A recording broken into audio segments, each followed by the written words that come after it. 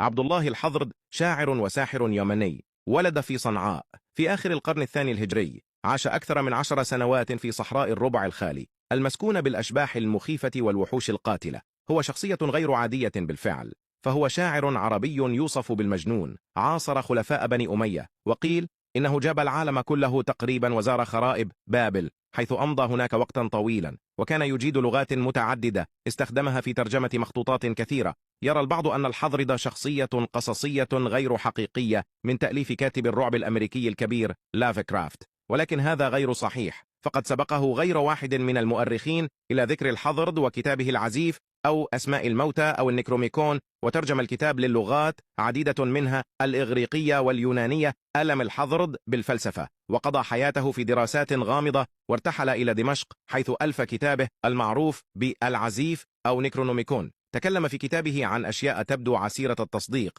وكان يزعم أنه يعرف موضع مدينة إرم ذات العماد المذكورة في القرآن الكريم، وأنه عرف ما عرفه هؤلاء القوم من أشباح وكيانات قديمة.